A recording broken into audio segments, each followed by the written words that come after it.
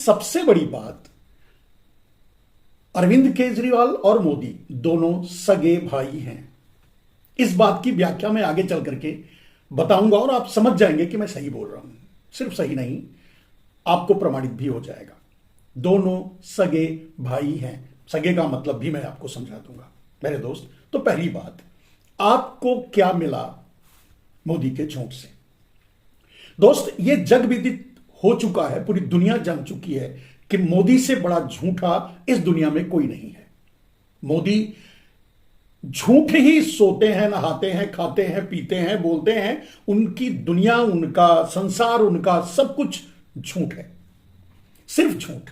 और नरेंद्र मोदी सिर्फ झूठ बोलते हैं, सच से उनका कोई रिश्ता ही नहीं है। आप कम से कम जब से उनको राजनीतिक जीवन में जानते होंगे तब से लेकर आज तक आप एक बार भी एक शब्द के लिए यह नहीं कह सकते कि नरेंद्र मोदी ने सच बोला हो। जब झूठ बोलता है आदमी तो सच बोल ही नहीं। झूठ बोलने वाला कभी सच नहीं बोलता, ना बोल सकता है, बोल भी नहीं सकता। झूठ एक बीमारी होती है, झूठ एक आदत होती है, झूठ एक जरूरत धीरे धीरे बन जाती है।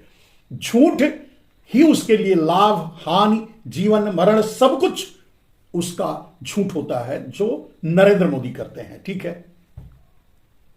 और आपने देखा कि नरेंद्र मोदी झूठ बोल करके सत्ता में आए, झूठ से राजनीति शुरू करके, झूठ बोल करके वो सत्ता में आए।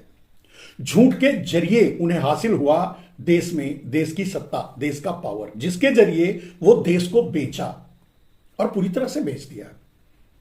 अडानी को मिलकर मोडानी को बेच दिया, यानी मिलकर ले लिए, बेच लिए। एक बेचा एक खरीदा, दो बेचा एक खरीदा, सब कुछ उनका ही हो गया।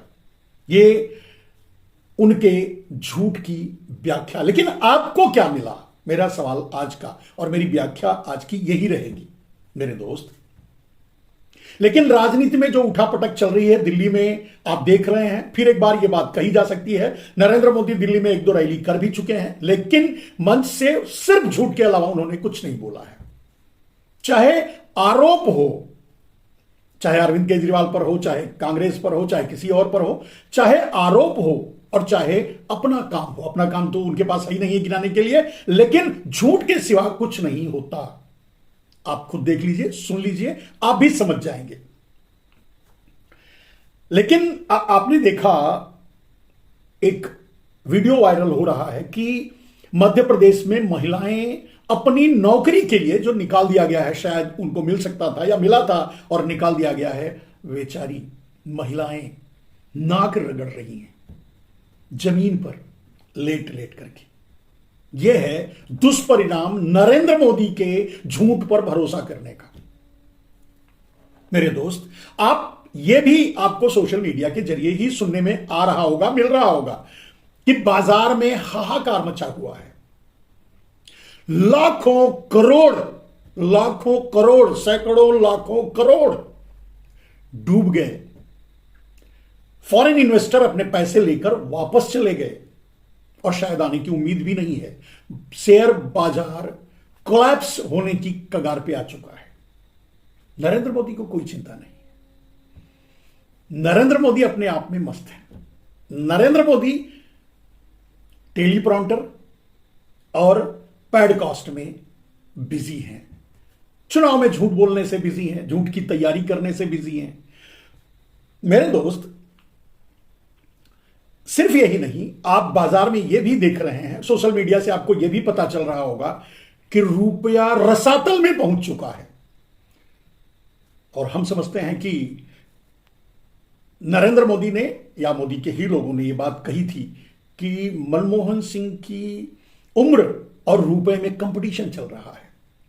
यहां रुपया तो नरेंद्र मोदी की मां की उम्र को भी क्रॉस कर गया है, शायद, मेरा ऐसा अनुमान है। हो सकता है छूने वाला हो, अभी उनकी मां नहीं रही, लेकिन उदाहरण के लिए तो कहना पड़ता है क्योंकि उन्होंने ही कहा है उसका, और उन्हें कोई चिंता नहीं है। नरेंद्र मोदी को कोई चिंता नहीं है। अब रुपया गिरने से देश की मर्यादा नहीं गिरती है। संसद में बोला गया था, आपको भी पता होगा। रुपया यूं ही नहीं गिरता, हमको पता है, यह नरेंद्र मोदी ने कहा था। जब मुख्यमंत्री हुआ करते थे तब पता था। आज रुपया क्यों गिर रहा है उनको पता ही नहीं है, और जब पता ही नहीं है तो संभलेगा कैसे। फिलहाल मैं बता दूं रुपया क्यों गिर रहा है। दो तीन सवाल मैंने खड़े किए, जैसे मध्य प्रदेश में महिलाएं बेचारी नाक रगड़ रही हैं नौकरी के लिए। मेरे दोस्त, सच तो यह है कि नरेंद्र मोदी के पास नौकरी देने के लिए कुछ है ही नहीं, सरकारी नौकरी वो दे नहीं सकते, क्योंकि अब किसी पर वो खर्चा करना नहीं चाहते। उनकी अयासी से फुर्सत ही नहीं है खर्चा करने के लिए। जो बचता है वो अडानी के पास चला जाता है। अडानी जैसे लोग आपसे हमसे जो जीएसटी वसूलते हैं वो भी नहीं भरते, इनकम टैक्स है वो भी नहीं भरते, उल्टा बैंकों से में हम और आप जो टैक्स देते हैं वो भी लेकर खा जाते हैं, उसे भी नरेंद्र मोदी माफ कर देते हैं।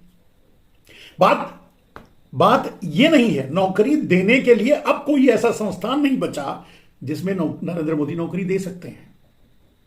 प्राइवेट और पीएसयूज, गवर्नमेंट की कंपनियां, सब कुछ तो अडानी को बेच दिए हैं, और अडानी बिना आदमी के काम चलाते हैं। उनके यहां आदमी की जरूरत नहीं पड़ती। उनका बिजनेस तो बस शेयर बाजार से चलता है, घोटालेबाजी से चलता है, ब्लैक मनी से चलता है। यह तो आपको परिणाम मिला। नरेंद्र मोदी, रुपए के गिरने की बात अगर आप पूछेंगे मुझसे मेरे दोस्त, जब भी अंतरराष्ट्रीय बाजार से, बैंकों से कोई भी देश कर्जा लेता है तो उसके सामने सबसे पहली शर्त होती है कि आपके रुपए का अवमूल्यन किया जाएगा और आपको स्वीकार करना पड़ेगा, तब आपको कर्जा मिलेगा। यानी हर बार के कर्जे पर रुपए का गिरना, मतलब गिराना स्वीकार करना पड़ता है, रुपए के अवमूल्यन को स्वीकार करना पड़ता है, तब कर्ज मिलता है। नरेंद्र मोदी, आपको पता है, 55 लाख करोड़ भारत पर कर्ज था। नरेंद्र मोदी अपने काल में 3 गुना से ज्यादा ले चुके हैं, यानी 200 लाख करोड़ के लगभग वो अब तक कर्ज ले चुके हैं। यानी 150 लाख करोड़ से ज्यादा तो अपने काल में 10 साल में ले चुके हैं। 55 लाख करोड़ 70 सालों में था, जिसका हिसाब मांगना चाहते हैं नरेंद्र मोदी। तो रुपया छोड़ दीजिए, 100 के पार जाने पर कहीं ठहर जाए तो शायद, ये तो आप मान के ही चलिए, क्योंकि नरेंद्र मोदी इतना कर्जा खा चुके हैं, इतना उधार ले चुके हैं, उधार लेके घी पी चुके हैं, उधार लेके अय्यासी कर चुके हैं, उधार लेके अपने लिए महल बनवा चुके हैं, उधार लेके हवाई जहाज खरीद चुके हैं। उधार कर्ज लो, घी पियो, गुजरातियों का ये शायद शगुफा है, ऐसा कह सकते हैं, या मतलब उनका स्लोगन है। तो ठीक है, कर्ज लेकर घी पी रहे हैं। जब तक जियो कर्ज लेकर घी पियो, तो घी पी रहे हैं, पीने दीजिए। इसलिए रुपया गिर रहा है, तो रुपया रुकने का सवाल ही नहीं उठता। बोलेंगे तो क्या बोलेंगे नरेंद्र मोदी? कर्जा उनको चाहिए, कर्जा देने वाला होना चाहिए, तो कर्ज लेते रहेंगे, रुपए का अवमूल्यन होता रहेगा। अब चाहे उन देश का मान सम्मान गिर जाए या उनका मान सम्मान गिर जाए, खैर वैसे नरेंद्र मोदी ने खुद कहा है वो गुजराती है, व्यापार उनके खून में है, ये उनके शब्द हैं, व्यापार उनके खून में है। उन्होंने कहा था मैं गुजराती हूं, व्यापार मेरे खून में है, तो व्यापार उनके खून में है। व्यापारी को कर्ज लेने से कोई शर्म नहीं होती, सभी के लिए नहीं, कम से कम इनके भाई बंधुओं के लिए, इन आपके सामने है। तो रुपया गिर रहा है, गिरेगा, आगे भी गिरता रहेगा। जीडीपी कभी नहीं सुधरेगी। क्यों सुधरेगी? कैसे सुधरेगी? जब रुपया अडानी के पास सिर्फ रहेगा, किसी और के पास रहेगा ही नहीं, तो कोई खर्च नहीं करेगा। जब खर्च करने के लिए पैसा नहीं रहेगा तो जीडीपी नहीं बढ़ेगी, बढ़ने का सवाल ही नहीं उठता। आज क्या 100 साल नरेंद्र मोदी अगर रहें गद्दी पर, तब भी नहीं बढ़ेगा। हां, अडानी जैसे 2-4 और खड़ा कर लेंगे, 100, 200, 1000, 2000 खड़ा कर लेंगे। अभी तो 100-200 खड़ा किए हैं। नीरव मोदी, मेहुल चौकसी सब अडानी के ग्रुप में ही आते हैं मेरे दोस्त। तो रुपए का गिरना नहीं रुकेगा, रुपए का अवमूल्यन होता रहेगा। नरेंद्र मोदी कर्ज लेते रहेंगे। मोदी को इन सब बातों की कोई चिंता नहीं है। जीडीपी कभी नहीं बढ़ेगी, भारत एक कदम भी आगे कभी नहीं बढ़ेगा, सिर्फ कर्ज बढ़ेगा मेरे दोस्त। और मोदी की चिंता क्या है? मोदी की चिंता तो यह है कि वो, उन्हें ट्रंप से न्योता नहीं मिला, इसके लिए प्रयास में लगे हुए हैं, बिजी हैं, बेचारे व्यस्त हैं ट्रंप से निमंत्रण लेने में। उनको बाकी और चीजों से क्या मतलब है? अब आते हैं उस मूल बात पर पहले एक और बात बता देते हैं जो दूसरी लाइन में मैंने कहा था कि अरविंद केजरीवाल और नरेंद्र मोदी सगे भाई हैं। आप सोचेंगे ऐसा कैसे हो सकता है, वैसे तो नरेंद्र मोदी खुद ही कहते हैं वो नॉन बायोलॉजिकल हैं, अवतार लिए हैं। तो आप ये भी समझ लीजिए कि अरविंद केजरीवाल भी अवतार लिए हैं। आप मेरे कभी भी मुझे वीडियो बनाते समय कहीं भी आप मुझे नहीं निकाल कर दिखा सकते कि मैंने कभी अरविंद केजरीवाल का पक्ष लिया, क्योंकि मुझे पता है आज से नहीं, जब से नरेंद्र मोदी के विरोध में मैं खड़ा हूं तब से लेकर आज तक जितने भी मैंने वीडियो बनाए हैं उसमें यही बात बताई है, अरविंद केजरीवाल और नरेंद्र मोदी में कोई फर्क नहीं है, क्योंकि दोनों ही एक ही पिता की संतान है और वो पिता है आरएसएस। अब आप समझ गए होंगे मैंने दोनों को सगा भाई क्यों कहा। राजनीतिक रूप से मैंने दोनों को सगा भाई कहा, चोर चोर मौसेरे भाई भी नहीं कहा, सगा भाई कहा। दोनों ही राजनीतिक रूप से दोनों की उत्पत्ति आरएसएस ने की है, ये आरएसएस की पैदावार हैं दोनों। जब आप दोनों का इतिहास समझने की कोशिश, नरेंद्र मोदी तो शुरू से ही जुड़े रहे, वो छोड़ दीजिए, अंडरग्राउंड तरीके से अरविंद केजरीवाल भी जुड़े रहे, वो भी छोड़ दीजिए पिछली बातों को। अरविंद केजरीवाल का प्रादुर्भाव यानी अन्ना हजारे की नौटंकी, ड्रामा, फ्रॉडगिरी, जो भी अन्ना हजारे ने किया, अन्ना हजारे एक पक्का फ्रॉड आदमी था, तो उसने जो भी किया वो सब कुछ आरएसएस के कहने पर, प्रोजेक्ट करने पर उसने झंडा दिया, आरएसएस ने झंडा दिया, बैनर दिया, रोटी दी, ताली दी, टेंट लगा के दिया, सब कुछ दिया, अपने कार्यकर्ता भी दिए हड़ताल करने, मतलब धरने पर बैठने के लिए। तब अन्ना हजारे और अरविंद केजरीवाल की राजनीति सफल हुई। आज भी अन्ना हजारे झूठ बोलता है, मरते मरते भी झूठ बोल रहा है, मतलब इस उम्र में जब कब्र में पैर लटका के बैठा है तब भी झूठ बोल रहा है, कुछ और बोल रहा है। बोलना सच चाहिए कि वो आरएसएस और बीजेपी का दलाल था, उसको लाने वाला भी वही था। और नरेंद्र मोदी का सबसे बड़ा ऑर्गेनाइजेशन पतंजलि के रामदेव ही अन्ना हजारे को भी लाए थे आरएसएस के कहने पर। अब आप समझ गए होंगे, राजनीतिक रूप से दोनों सगे भाई हैं। कौन कौन? अरविंद केजरीवाल और नरेंद्र मोदी। अब दोनों के सगे भाई होने का प्रमाण और ले लीजिए, मैंने राजनीतिक रूप से कहा, बायोलॉजिकल नहीं। बायोलॉजिकल तो नरेंद्र मोदी खुद ही नहीं बायोलॉजिकल हैं, अवतरित हैं, तो अरविंद केजरीवाल भी बायोलॉजिकल नहीं है, अवतरित ही मान लीजिए, उनको भी ना माने आपकी मर्जी, लेकिन है दोनों ही नॉन बायोलॉजिकल। छोड़ दीजिए, मैंने कहा पॉलिटिकली दोनों के पिता एक ही हैं, यानी आरएसएस। आपने देखा होगा जब सीएए की नौटंकी नरेंद्र मोदी ने शुरू की तो सबसे पहले नोटिफिकेशन जारी किया था अरविंद केजरीवाल ने। जब किसानों को ठगने के लिए 3 किसान बिल नरेंद्र मोदी लेके आए तो भी सबसे पहले उसे स्वीकार किया था और नोटिफिकेशन जारी किया था अरविंद केजरीवाल ने। मेरे कहने का मतलब यह है मेरे दोस्त कि अरविंद केजरीवाल मोदी के कहने से कुछ नहीं करते।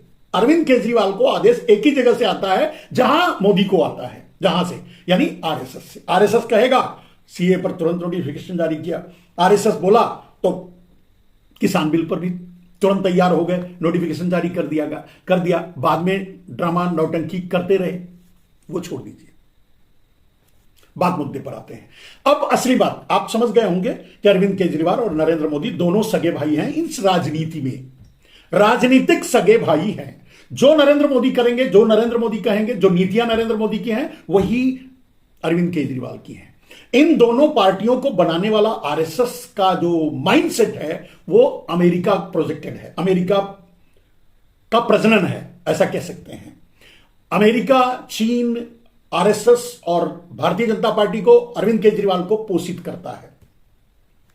उसके अपने, अमेरिका के अपने फायदे थे, उसने अपना फायदा उठा लिया, सामरिक बाजार उसके हाथ में आ गया। चीन के अपने फायदे थे, उसने भी अपना फायदा उठा लिया।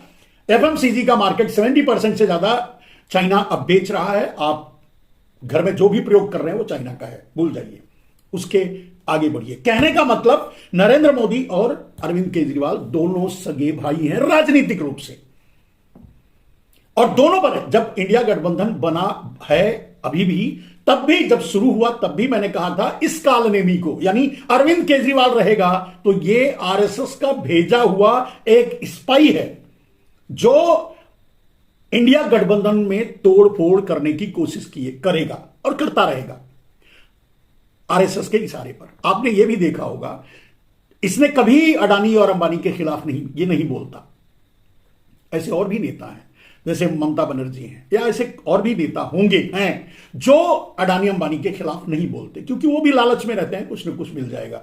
राजनीति में रहने वाले आने वाले ज्यादातर दल्ले होते हैं, यानी दलाली से अपना खर्चा चलाना चाहते हैं, चलाते हैं, और सत्ता मिल जाए तब तो चांदी ही है, लूट लेते हैं नरेंद्र मोदी की तरह, इलेक्टोरल बॉन्ड के जरिए धमकाकर सीबीआई ईडी वगैरह भेजकर गन पॉइंट पर सब कुछ छीन लेते हैं। वो चोरी चमारी में सब एक है राजनीतिक रूप से मेरे दोस्त।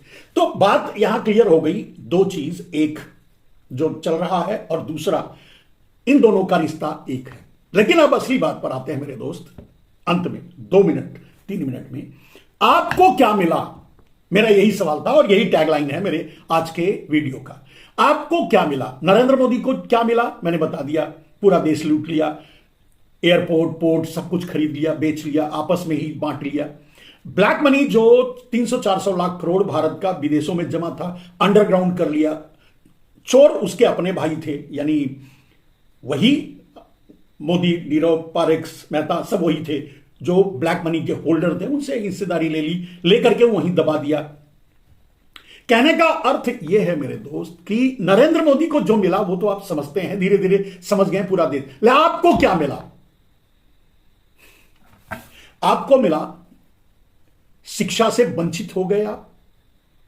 अब आपके बच्चे पढ़ नहीं सकते, इतनी महंगी शिक्षा है, क्योंकि हम समझते हैं कि 70-80% परिवार आज अपने बच्चे को पढ़ाने की स्थिति में नहीं है, क्योंकि सरकारी स्कूल नरेंद्र मोदी ने बंद कर दिए और प्राइवेट स्कूल इतने महंगे हैं कि 5 किलो अनाज जो लाइन में खड़ा होकर लेता है, 5 किलो भीख जो लाइन में खड़ा होकर लेता है, उसमें इतनी हैसियत हो ही नहीं सकती कि वो प्राइवेट में अपने बच्चों को भेज सके और पढ़ा सके। इतना तो आप भी समझते हैं। वही बात स्वास्थ्य की है, स्वास्थ्य उन्हें हासिल ही नहीं होता है।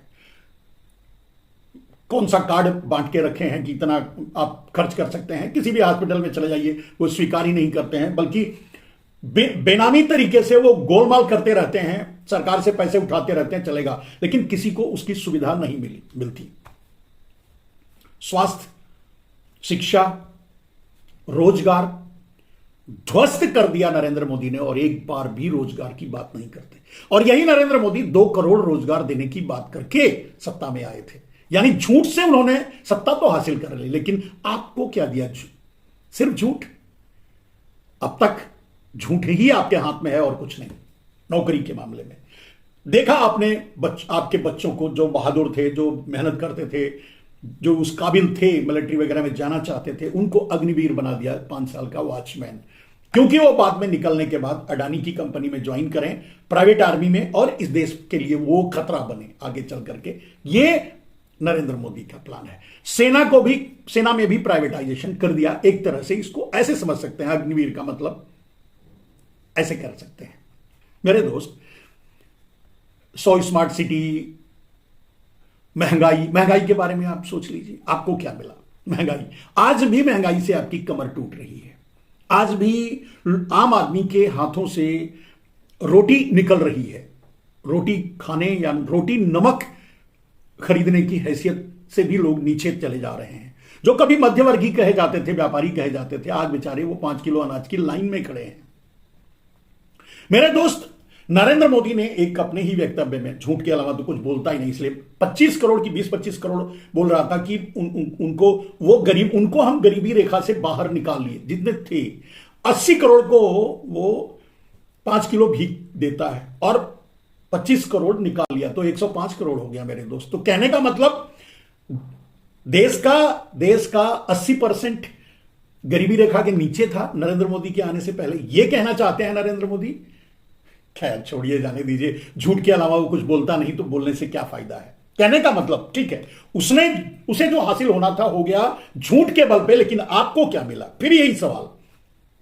80 करोड़ लोगों को 5 किलो भीख का कटोरा, आपके बच्चों को हिंदू मुसलमान का झंडा, दंगाई बनाने का तरीका,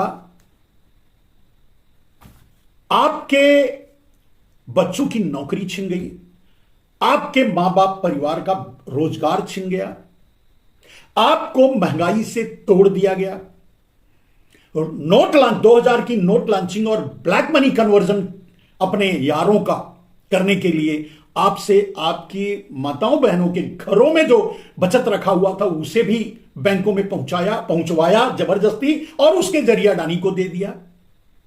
भारत का सब कुछ अडानी को सौंप दिया नरेंद्र मोदी। आपको क्या मिला नरेंद्र मोदी के झूठ से? नरेंद्र मोदी के झूठ ने नरेंद्र मोदी को बहुत कुछ दिया, आपको क्या मिला? यह सवाल कभी आप अपने तरीके से अपने परिवार में बैठकर अपने मां से पूछना, अपने बाप से पूछना।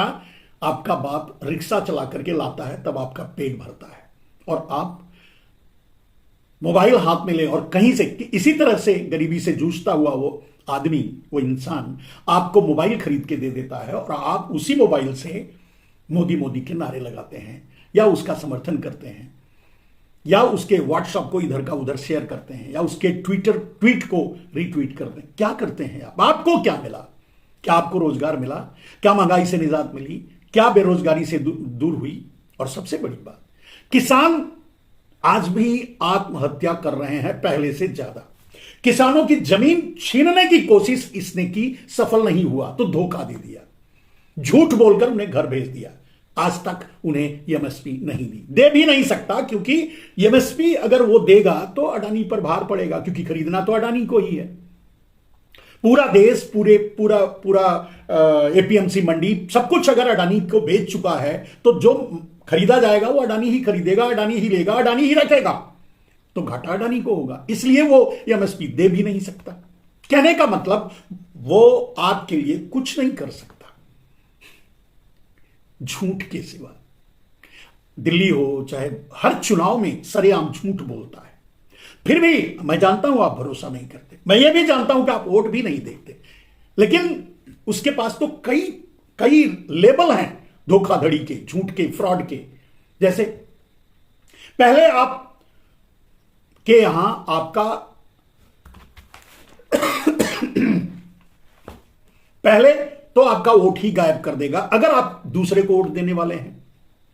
आप उसको वोट नहीं देना चाहते, नहीं दे रहे हैं, लेकिन आपका वोट ही नहीं रहेगा, आप वोट देंगे कैसे? जो उसको वोट देने वाले हैं उसी का वोट रहेगा। वोटर लिस्ट से आपका नाम ही गायब कर देगा। दूसरा स्टेज, वोटिंग के टाइम पे मशीनें बदल देगा, प्री डेटा लोडिंग करेगा, नहीं कर पाया तो मशीनें बदल देगा, नहीं कर पाया तो प्रशासनिक तौर से जबरदस्ती लिखवा के ले लेगा कि भाई हमारा कैंडिडेट जीता है। क्या कर लोगे? आपने देखा हरियाणा, महाराष्ट्र के चुनाव में क्या हुआ, वही दिल्ली में भी होगा, हो सकता है, जबकि यह तय हो चुका है कि ना तो नरेंद्र मोदी जाएंगे और अरविंद केजरीवाल नहीं आएंगे।